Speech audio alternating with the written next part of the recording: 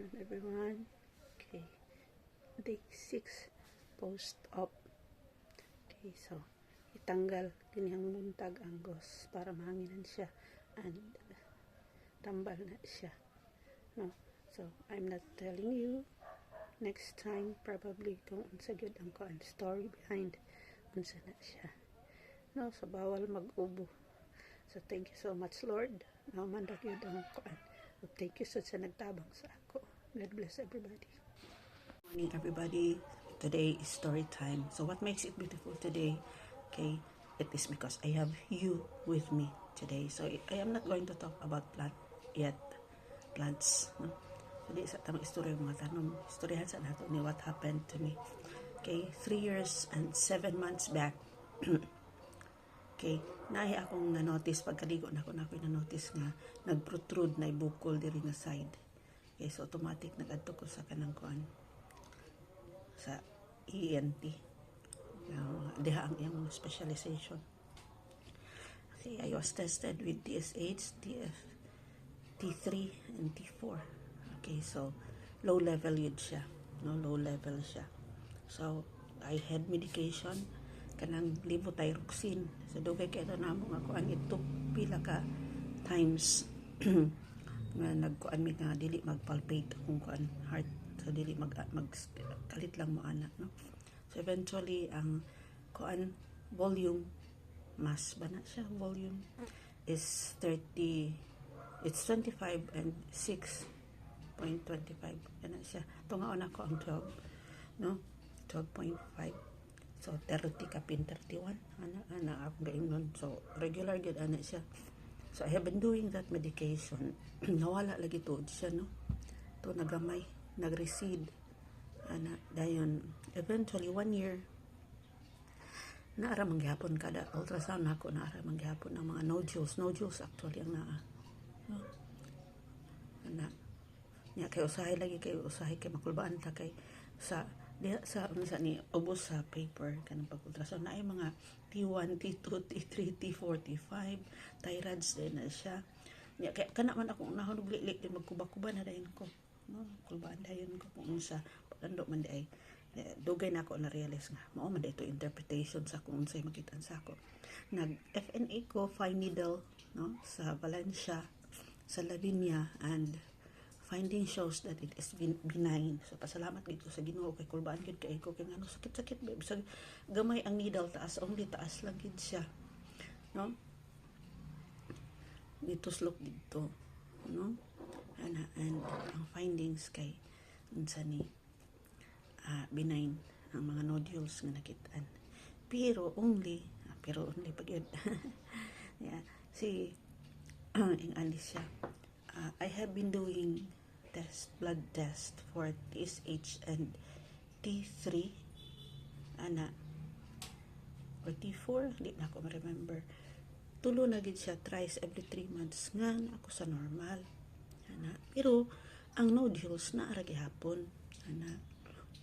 So ingani ang kuan, ingon pa sa akong kuan doctor nga, ingon pa sa akong doktor nga kuan tangtangon na nato kay nganong para dili ka ma-disturb ana. Iko nga diyan kon gid nako sa doktor nga magka-disturbo gid ko hunahuna, no? So sorry kay hindi pa kay akong kuan kay I am 12 days post-op, no? Recovering na ta pero di lang ta magpakuan ko ano. Ingani pa di pa ta kahunat og istorya kay lisod po datong banatan og istorya. Bawo sa pasalamat gid, no? So nag-decide siya February of this year 2025 insa nga tagtangon tanan na iko nga ikaw dok, ikaw may nakasayod sa akong kondisyon ako pero sultian ta ka nga madlok ko pero isalig ra ginato tanan sa Ginoo sa hatag po nako ang pagsalig sa Ginoo nga ang giyahan ng imong kamot ana. So gani man sige, so ako pag kuan ka iko kanang desidido gid ko nga right after class kuno hay para pag ando man di makaya. So all in a while I have been doing exercises na walking gid ko, no? Walking gid ko kay para ang stamina gid na ako ani ako ikuan ako yun ipakusog. So walking ko din ha weekly yun na ako everyday sa school. I see to it nga makakuan ko maka 4 kilometers ko ana tuyok-tuyok lang tuyok-tuyok ana kay para lang ang akong yung aim nga dili ko maluyahan. So na-schedule ang akong operation surgery last April 25. So February, April 25. So I still have full time to exercise. So ana pagka February 20 February naman April 25 okay na check-in ko kuan pa gani ko nag-check-in sa kuan hospital 22 supposedly 23 unta 22 ko kay ingon pa sa akong anak nga para matanaw na to kung napabay mga levels sa imong blood chem nga kinahanglan o i-normalize. So pasalamat sa ko sa Ginoo kay normal gyud tanan as in normal tanan except sa kanang na mga bukol-bukol nodules ang tawag. It's not cyst, nodules ang kuan. So mao to pagka April 25 to ana thinking nga hapon pa ko isa lang udto man di alaunang dako. So nakaingon gud ko sa gakuha sa ako nga pwede magwaswas sa ako buhok waswasan lagi na ako pinakalit ana agoy karon kay abi na ako dili ko kulbaan kay wa gid ko nag-request nga mag-sleep lang ko sa outside sa OR agoy Ginoo ko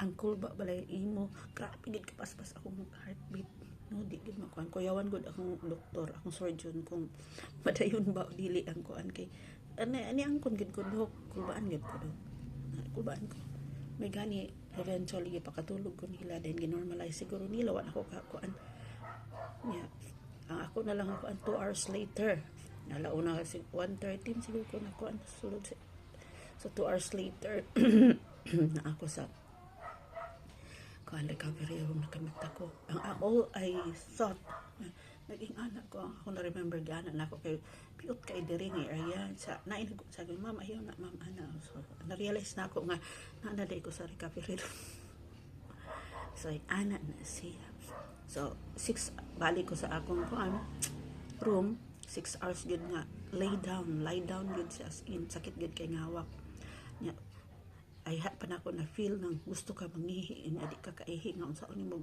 bakuan nga straight pa imong kuan no paghigda apo lang gid ko nga makautot ko kay gusto gid ko mo bakod makaihi ana nangayo kog pan nakaihi pa gid ko sa akong diaper siyempre unsa man na purpose sa diaper lisod pud no ato to siya so kuan it took me 5 days man siguro kay 3 days fresh pa kaayo ang kuan fresh pa kayo ang naapay fresh nga gapanggawa so supposedly ang expected ni kuan doctor kay kuan na lang siya liquid na lang manggawa so 3 days ay pa nagliquid naay kuan naay ka ng mix nga sa niyo dugo pero eventually tangtang niya abi ko kuan kana siya ang center din ha na sa tube nga ibutang kay para dito magkuan ang liquid so it's healing actually kay wala na siya pikit na siya dugay lambot lang sad ka tinig ko lang sad siguro ning ako no so twice na ko unsa ni kaligo pero tuwad lagi diri ra nga kaliguan diri kili-kili ana so eventually mag 2 weeks ni maligo na ta pero ang instruction lagi ni doctor sa ako kay dili mag alsa bugat so as of the moment ang akong kuan is gariak pa ko. Ang akong libo is 50 milligrams gitaasan niya. Dayon ang akong BP ga-shoot up. Ga-range siya sa 150, 140, 130. Gusto ko mabalik og 120. So gi-increase niya ang akong kuan tambal. Dayon reminded sad ko nga to take calcium. So twice in the morning before meal sa morning and afternoon. So, ingani pa, pagaw-pagaw pa akong pagkuhan, hinay pa kay isudpod, no? 12 days post-op. So, ingani na siya, karon ako ipakita sa inyo.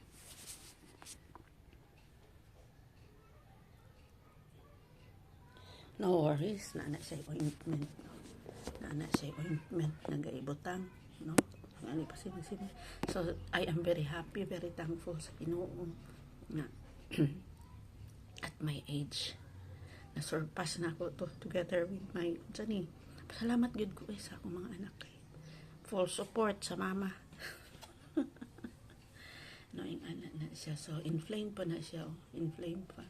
Kani kay binhod pa gid ni siya sa akong feeling. Binhod pa ni siya dito nga side, pero sige lang kung mabasa na siya siguro. Makuha na siya. So I had full thyroidectomy. So ang parathyroids diha wala na. So mo na siya karon nagareact ako mga kuan. Pero maningkamot gyud ta kay kuan nga dili ta magpaluya-luya uy. Ani so karon ako na notice hubog pa kay ko katulog kon gid ko kay na ako'y kuan nga tumaron nga ani para sa dili mag-ubo. Tingala ko pagsulod na ako sa kuan unsa ni operating room wala ko ubo. Pagawas na ako na anak ko ubo. So yung ana na siya kay gano sangan man day akong kuan. Thank you so much for unsa ni. So dili maayo nga maghulat-hulat pero wala sad ko. I have not decided nga ako ang yung doc magpa-surgery ko kun dili it was my doctor nga nag-decide to remove the nodules. So pasalamat ko kay wala na ang nodules din ha. Okay, so karon mag-research na sa taon sa akong kaha daghan inom 2 ka litro na magid akong gaimnon kada adlaw. Unsa kaha nga mga pagkaon nga dili maka-form og kanang kuan stone kay murag stone form ra gid ning bataan ba. Okay, so thank you so much for watching and God bless everybody.